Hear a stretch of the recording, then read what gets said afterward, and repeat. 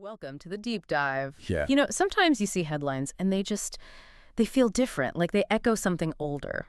Today, we're unpacking one of those moments, a major U.S. military strike targeting Iran. Right. Historically, Persia. Exactly. Yeah. And many people are looking at this not just politically, but through the lens of ancient warnings, ancient accounts even. The official line was about stopping nuclear ambition, sure, but it just felt bigger. Could this be one of those inflection points these old writings seem to anticipate? It's fascinating, isn't it? How quickly current events can seem to just snap into focus alongside these ancient texts, sometimes in really surprising detail. And that's our mission here, really, to explore those layers. How do these modern actions line up or maybe diverge from what people have anticipated for centuries? Right. This isn't about, wild speculation. It's about understanding the different ways people are reading this moment, including those who see a prophetic framework playing out. Okay. It definitely makes you ask, what are the deeper implications here, far beyond the 24-hour news cycle? So let's start with that historical identity. Iran, Persia. That name carries so much weight historically, culturally. How does that connect to these specific ancient warnings people talk about? Yeah, that's crucial, because Persia isn't just another name on a map in these texts. Think about the book of Ezekiel in the Old Testament, written centuries ago. Ezekiel 38 specifically paints this picture of a future time where Persia rises up, but not alone. With a coalition, right? Exactly. Alongside nations often interpreted as places like Sudan, Libya, parts of Turkey, Yeah. a whole northern confederacy. And they're depicted heading for this final assault against Israel. Wow. And what's really key is how it's framed. It's not just random warfare. It's portrayed as something divinely permitted, almost orchestrated, a moment where divine power steps in so clearly that everyone knows. So it's glory is revealed kind of thing. Precisely. So Yeah. for centuries, people reading these texts have kept an eye on Persia, on Iran, waiting for it to take this kind of central role in the world stage. It really positions Iran right at the heart of these ancient narratives of conflict. And the specific U.S. strikes, they hit Fordo, Natanz, and Isfahan. As you said, not random. Beyond the military strategy, people are saying these places themselves have a symbolic meaning, especially if you're looking through that ancient lens. What's the significance there? It's a really powerful point.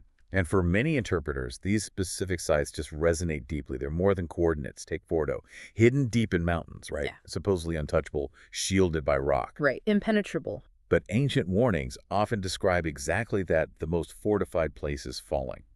Almost like a theme. No human fortress is beyond reach when divine judgment is involved. It fits that pattern. Okay. Then Natanz, widely called the crown jewel of their nuclear program. Yeah, I remember that description. Seeing it crippled like that. It echoes another ancient theme. National pride often precedes a fall. Taking down what a nation values most is often shown as the first step in humbling it. Interesting parallel. And Isfahan, that's hitting the historical, cultural, scientific heart of old Persia. Striking Isfahan. Some see that as striking the very soul of Persian heritage. History, intellect, identity, all tied up there. So these aren't just targets, they're seen as like symbolic thresholds, prophetic markers, maybe? That's how some frame it. Yeah, Yeah. symbolic thresholds, prophetic markers.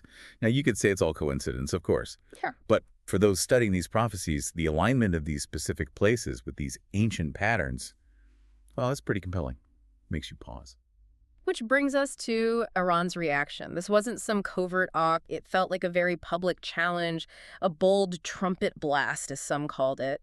And for Iran's leadership, especially the hardliners, this isn't just geopolitics, is it? It seems to cut much deeper for them. Oh, absolutely. For many in the ruling class there, this kind of event gets woven right into their sacred story. There's this powerful belief in the imminent return of the Mahdi, their awaited redeemer figure in Shia Islam. Right, the Mahdi. And many Islamic traditions, especially in Shia thought, connect the Mahdi's arrival to massive global upheaval. Catastrophic war, even. It's seen as a necessary cleansing fire before a new age of justice. So conflict isn't something to be avoided, necessarily. For some hardliners, no. It's not just inevitable, it's, well, almost desirable. It's the stage their prophecy needs. War becomes a pathway to divine fulfillment. Wow. So escalation isn't a threat to them, it's an invitation. In a way, yes. A sacred invitation. While the world is busy counting missiles and capabilities, some on both sides might be genuinely counting the days, wondering if these ancient words are truly coming alive now. And then you have this really stark contrast. President Trump announces the strikes and says, now is the time for peace. But that phrase, it hits differently when you put it next to some of those ancient warnings. It really does. It's quite chilling for those familiar with the text. 1 Thessalonians chapter 5, verse 3 in the New Testament. It's a verse many point to. What does it say? For when they shall say peace and safety, then sudden destruction cometh upon them. It compares it to labor pains, unexpected and inescapable. Ooh. And history kind of backs that up, doesn't it? The most fragile peace is often the one declared right after a show of force. It's not real reconciliation. It's the silence of dominance, a quiet that's just tense, waiting. Yeah. And there was that other small detail people noticed in a social media post related to the announcement. Israel was misspelled. Isdale. Just a typo, surely. Probably. Almost certainly just a human error. But in the way people interpret prophecy, sometimes even tiny slips like that are seen as symbolic. Little cracks in the official story, maybe hinting at deception or instability beneath the surface, or maybe just a typo. But it adds to the unease. Meanwhile, this isn't happening in a vacuum. The rest of the world is watching very closely. Oh, absolutely. This isn't just a U.S.-Iran thing anymore. You've got Israel on high alert, naturally. Iran preparing for what it sees as this sacred next step. And then you have the big players, what some call the prophetic giants. Russia, China, Turkey. They're definitely stirring. You can feel the shifts happening on a much larger chessboard. Right, the silence feels like it's breaking. It really does. And if you want to understand the wider dynamics through this lens, you look at texts like Daniel, chapter 7. It talks about these visions of beasts rising from the sea, powerful symbols for empires, for nations. And people try to match those to modern powers. For centuries, yes. Many see the eagle as a symbol for the U.S., the lion, often linked with Britain or Western power more broadly. So when the eagle strikes, its actions don't just stay local. The sound, the impact, it echoes everywhere. President Trump called it historic, and it feels that way. It is historic, no doubt. But history, viewed this way, isn't just dates and events. It's seen as potentially crossing a threshold of maybe divine reckoning. So the question isn't just what got destroyed. Exactly. The deeper question many are asking is, what dominoes just started falling? What's been set in motion now in this much larger, older story? In these ancient accounts, they suggest prophecy isn't usually a single big bang, right? It unfolds piece by piece, move by move. So where does this strike fit into that kind of unfolding narrative, especially with all these global players now stirring? Well, it signifies that things are accelerating. The beasts are stirring, like we said. Alliances are shifting. That tense silence is definitely breaking. History will remember this for sure. But prophecy might assign it a very specific weight. You look at Revelation chapter 6, verse 4, the breaking of the second seal. The second seal. And the appearance of the red horse. The text says power was given to its rider to take peace from the earth so that people would kill one another. And he's given a great sword. Taking peace from the earth, not just starting a war, but removing the very possibility of peace. That's the implication. It signals a time when conflict isn't contained anymore. It spreads. It breaks down borders, alliances, that fragile sense of safety we cling to. So this U.S. strike, it might not be the final war people talk about. Exactly. It might be the spark. Yeah. The match thrown on the tinder, the trumpet blast before the main clash, the tremor before the big earthquake. The red horse is riding. That imagery suggests something held back is now being let loose.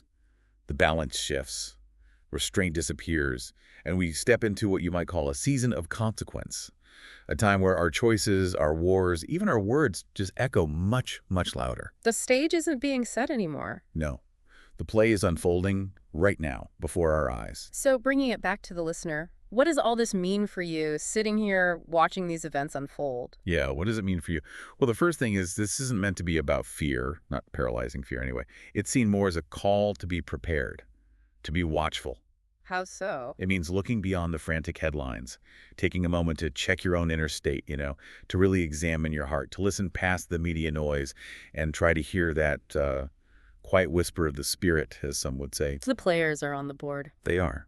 The eagle struck. The lion watches. The bear is stirring. The dragon waits in the shadows. These aren't just countries in the news. Viewed this way, they're ancient players in a story drafted long ago. We're not really asking if these prophecies are unfolding anymore. For many, we're watching it happen in real time. The words of Ezekiel, Daniel, Revelation, they don't feel like distant shadows now. They feel current, burning. Burning with fresh fire, exactly. More vivid every day. That trumpet sound. It's not just in the skies over Iran. It's sounding deep inside. for anyone awake enough to hear it. The prophetic clock has definitely ticked forward. The fire's been lit. But as you said, fire isn't always the end. Will it be a fire that purifies or one that just consumes everything?